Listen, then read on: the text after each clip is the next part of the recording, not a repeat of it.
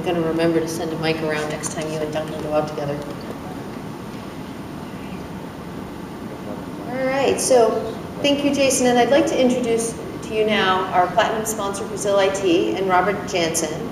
Robert's a senior advisor to the Brazilian government's IT industry and investments promotion agency, Softex, which he's been doing since 1998. The Brazil IT program is designed to help Brazilian IT companies foster business and funding relationships and penetrate the different markets around the globe. He's responsible for providing guidance and designing and overseeing the market development strategies for the IT services and the mobile industries. Now, Robert's actually raising the bar for us a little bit in terms of the technology that we're using for the presentations and what he's going to be doing. So he's going to actually be polling the audience, so it's your chance to be the American Idol judges. If you could take out your cell phones, but please remember to leave them on silent. You can participate in this by sending a text message. And we also wanted to assure you, though, that it's important to protect your privacy and that the service that we're using is serious about your privacy, so we can't see your cell phone numbers and you're not going to receive any messages from anybody after this particular session. And there's actually a slide that Robert will walk you through to explain the details of it. But if you'd like to participate in the polling, please take out your cell phones and please help me welcome Robert to the stage.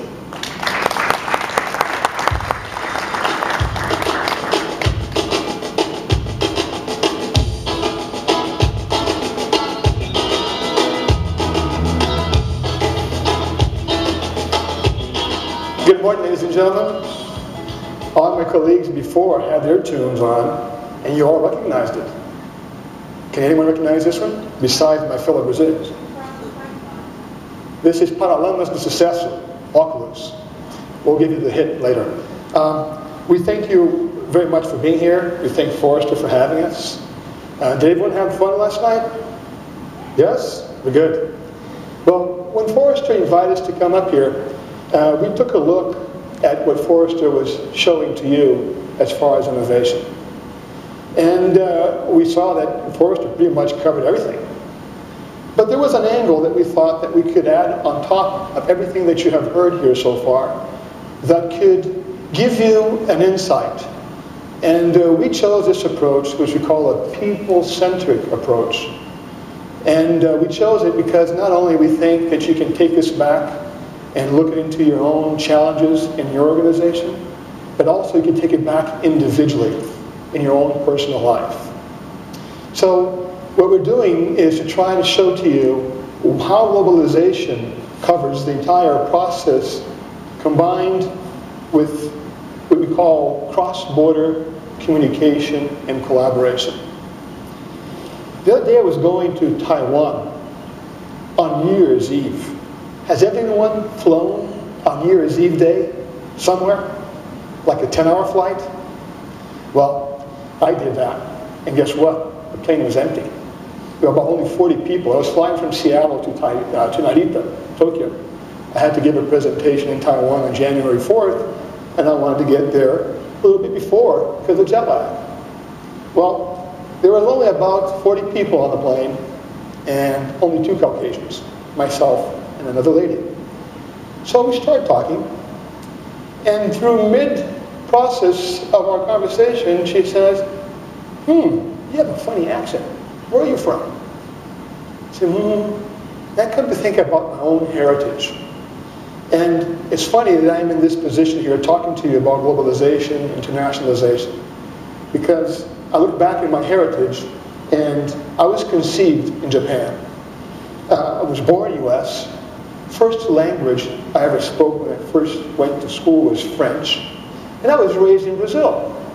My grandparents on my father's side, Dutch and German. My grandparents on my mother's side, Swiss and Portuguese. Guess what was my answer to this lady? I'm an Earthling. I'm from Earth. I'm not from Venus. I'm not from Mars. Well, I am sure if I ask you and to look back into your own heritage, most of you will also have 3, 4, 5 different geographical, different locations that you come from. But in the end, there still is, although we can call ourselves maybe global, there is a missing link, which is the cultural connection.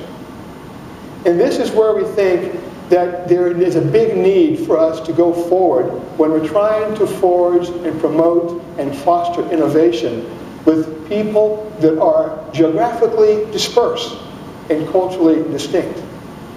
So the reason why we chose this title, who did not read Thomas Friedman's book, The World is Flat? Who did not read? Good. And who does not believe the world is flat?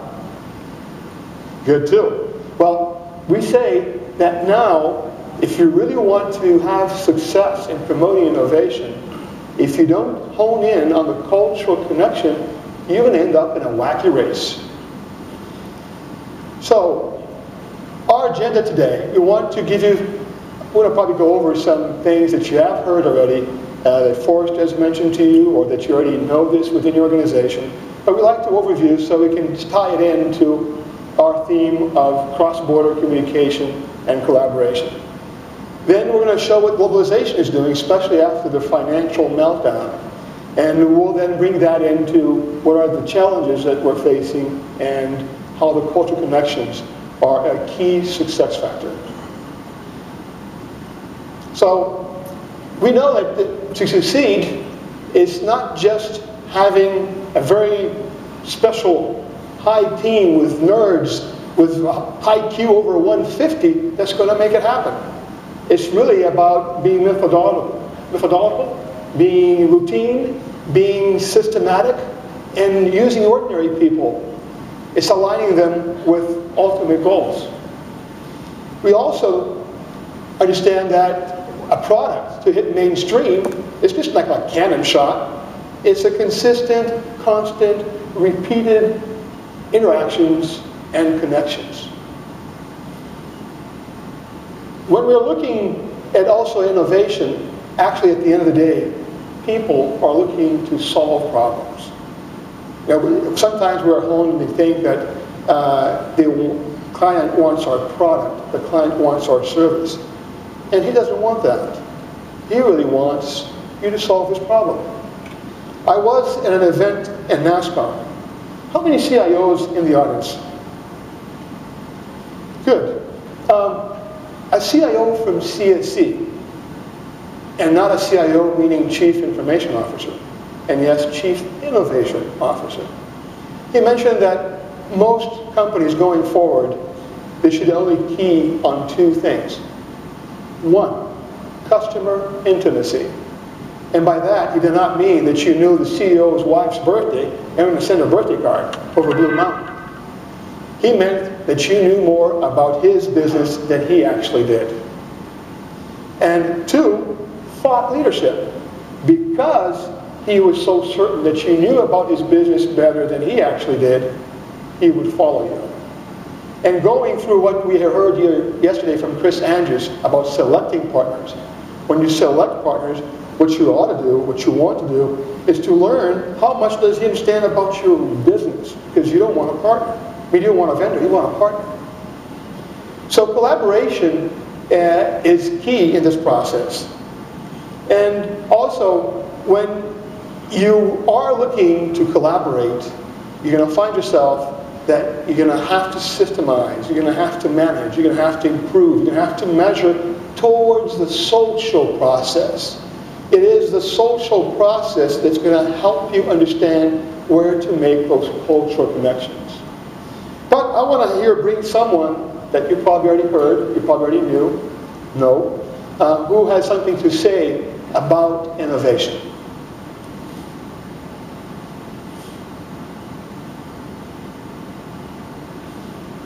Innovation is the process by which humans solve their problems in such a way that they deliver to the world new and different ways to live and work and play.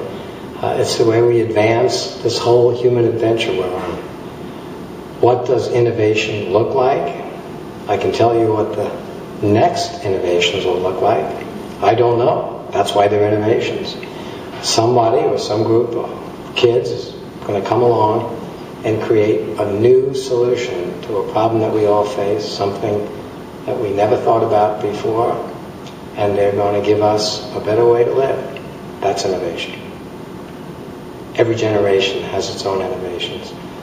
We went from smoke signals to the innovation, the little keypad on the telegraph, and then the keypad was replaced by a receiver and it became a telephone. And another 100 years and it's the internet. And 50 years from today, there'll be something that is as unimaginable to us today as the internet was to Samuel Morse or Alexander Graham Bell. Innovation is the stuff that changes the way we live and understand the world around us and makes it better and more exciting, particularly for the people that do the innovation, which is going to be all of the kids involved in Forrester. So what is the best innovation? The best innovation is the one that solves people problems and not machine-centric problems. The best innovation is the one that actually tries to solve problems that are worthwhile. But in collaboration, before the internet, I used to say two things that were the only two things that we were sure, completely sure, that would happen in our future. We're going to always pay taxes, and we're going to die one day. After the internet, I've raised that to 4. We'll always pay taxes, we will die one day, we'll manage change on a daily basis, and we'll never do anything else alone by ourselves anymore. It's a collaborative world, and it's all focused on people. So I want to bring a second testimony now from a large organization, which is a global footprint, which most of you will recognize, which has this hone on the people-centric approach for their innovation.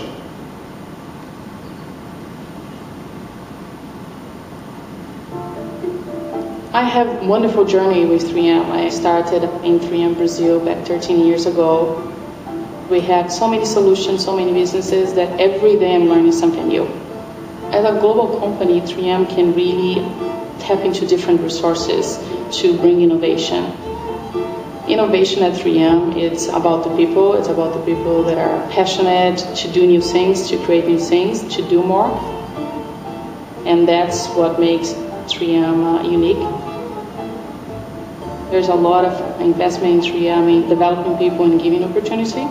So I think it's a culture of trying to inspire people to be creative and to develop themselves. It's funny because when you have the chance to travel to different countries, every country has a different culture. Inside of 3M, we have our own little culture as well. So when traveling to different countries, I almost feel like I'm at home. 3M is a very large company. We are trying to represent 3M as one face, one voice. Every country we have resources that are trying to develop and try to understand customer needs. We know if we're closer to those customers, we can provide better solutions. That's the power of 3M. When we combine people with different sets of experience, working with customers in different countries, we can really collaborate to develop something unique and new to the market.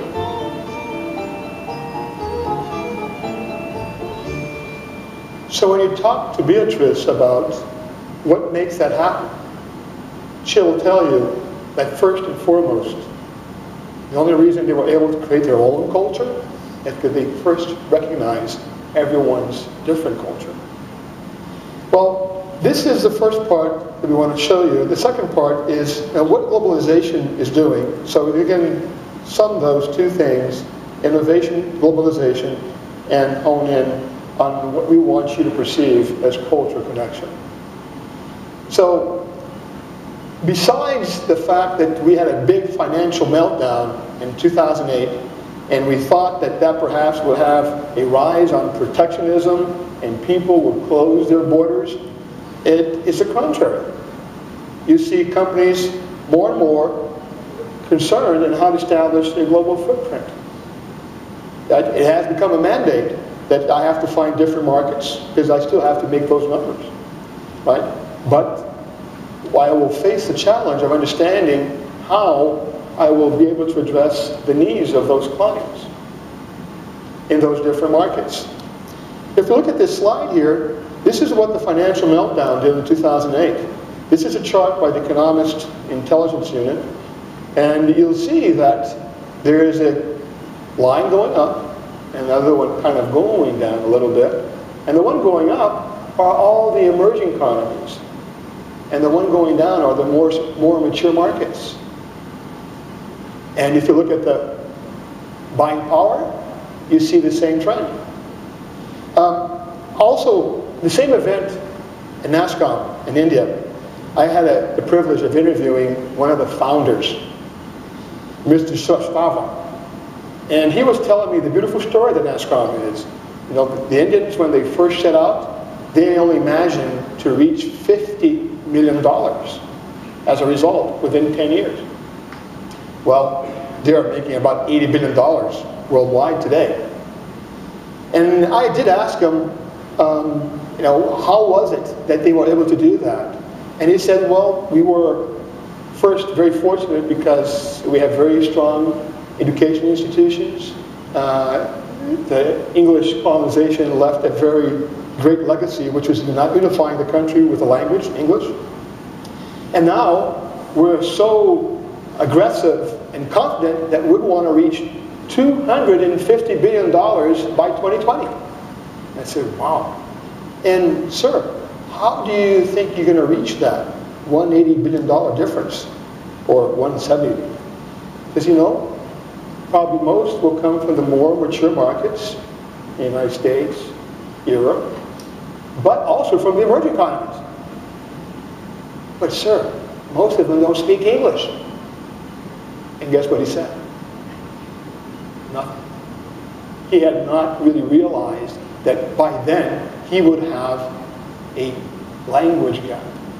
He would have actually, eventually, a cultural gap. And we have seen companies trying to penetrate different markets around the world, bringing their already successful, established model there, and finding out that it does not work. So what our company is discovering is that effective cross-border communication and collaboration are one of the key success factors. The financial industry has really learned this really rapidly, but this is true for any industry that is focused on having a global footprint. Most companies, though, don't or seem not to understand what is the overall cost of not doing anything regarding what are the cultural connections I need to establish to have a successful cross-border communication and collaboration platform. And funny is they don't realize it and they're not doing anything about it. So the thing is that most misunderstandings end up happening because of the lack of alignment of this cultural connection, cultural understanding. If you look at this image, that's a very typical image. And we now want to come and ask about your organization, what you perceive as how cross-border communications and collaboration affects or does not affect your organization. So I'm going to ask my friend behind that, you know, switch the slides and bring on the slide on another computer if this is going to work. So who actually thinks that right now the organization, oh, no, please come back. I'll come back for you. Well, what we're trying to say, we want to showcase to you is, how does that you think is affecting your company? Does it affect at all? Somewhat? Or not at all? This slide here shows you that most regions in the world still face the issue of understanding how to establish a successful cross-border communication collaboration platform. There's no single region that still does not face it, and yet we live in a globalized world.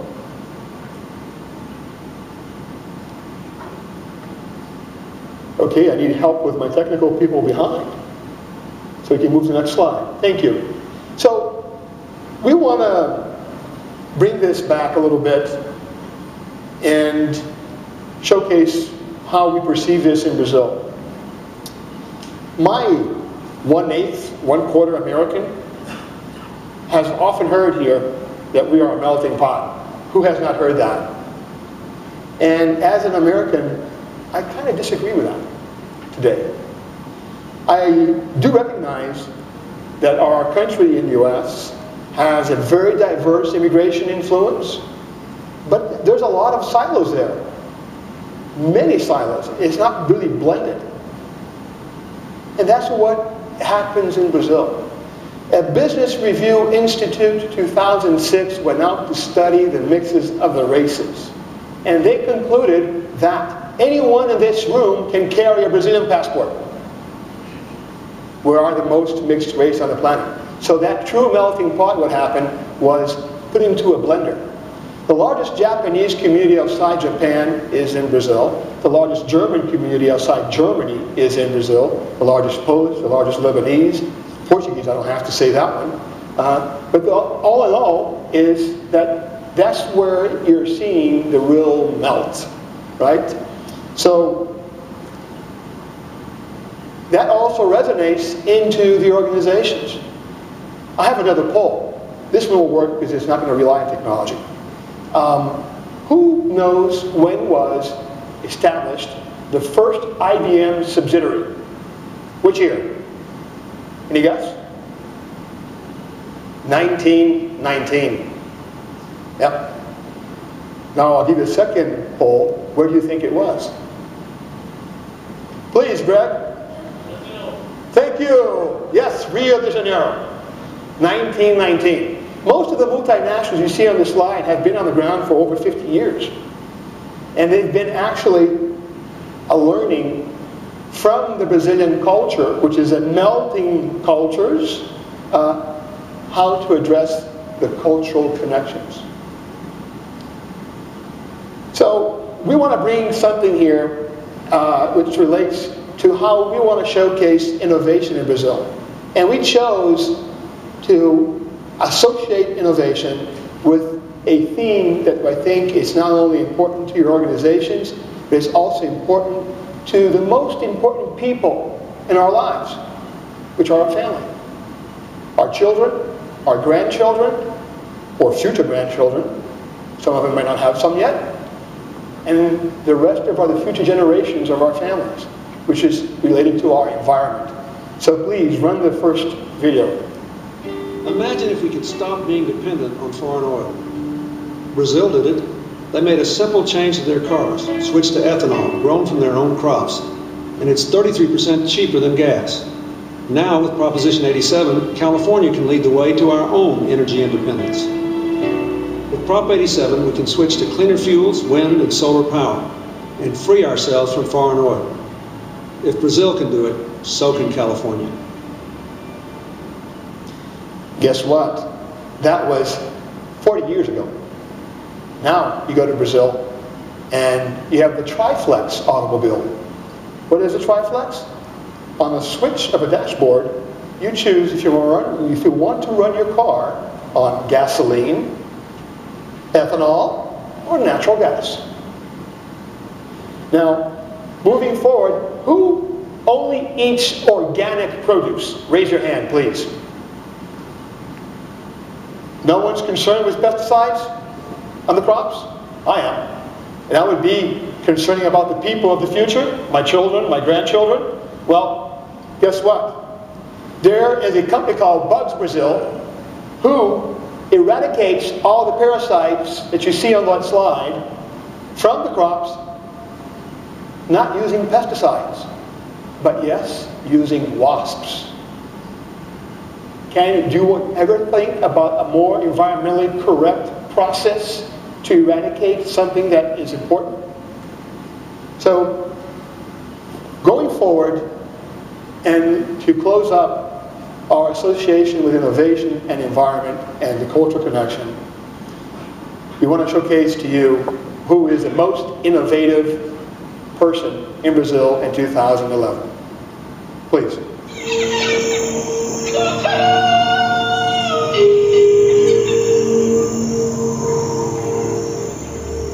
Chief Almir Suri is the head of an indigenous Amazonian tribe called the Suri. He is an environmentalist, a political activist, a spokesman, and a connector of his people to the rest of the world. He is responsible for preserving and saving his tribe and their land in the Amazon in Brazil.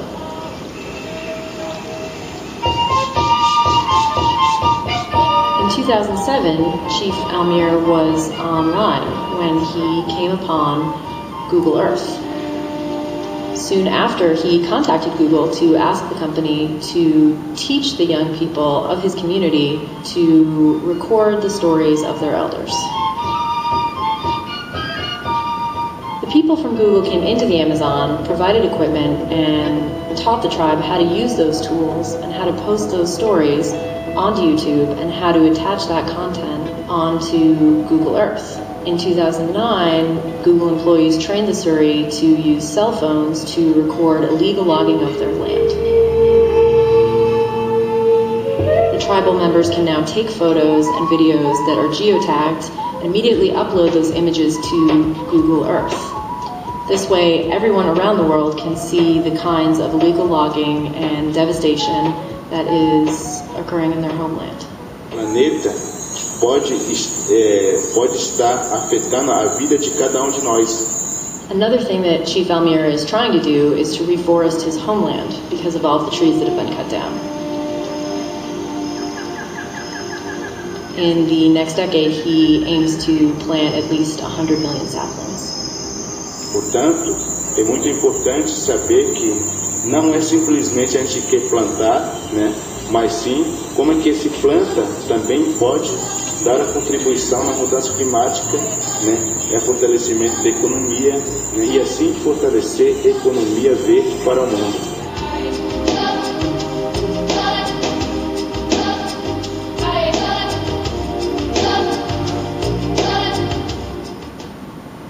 We chose the environment as an example of innovation because we really want you to take that message back with you. It is important.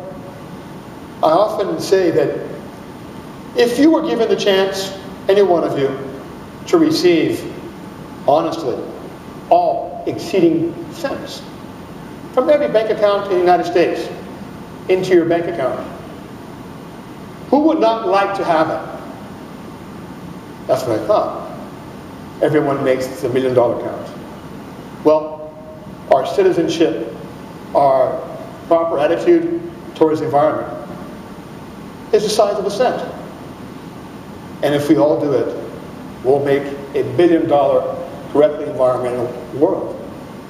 And Brazil has often been showcased as a progressive country.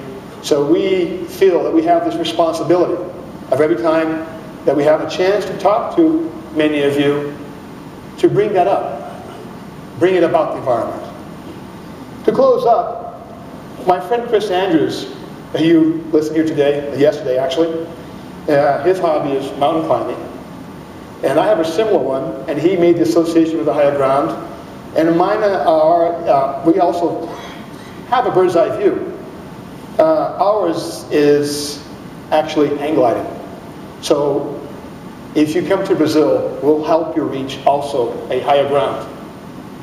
And not only that, do it soon, because Brazil is taking off. And to finalize, yes, we are definitely open for innovation. Thank you very much.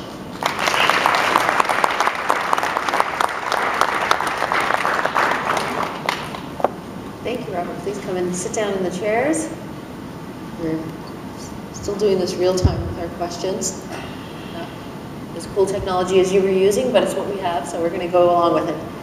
Somebody in the audience was saying, you know, is it specific to Brazil in terms of kind of this innovative approach? Because it seems that emerging markets in general are more innovative than some more established economies. Would you agree with that? Well, what we see is the following. Emerging economies, before they emerged, they lived through a lot of adversity.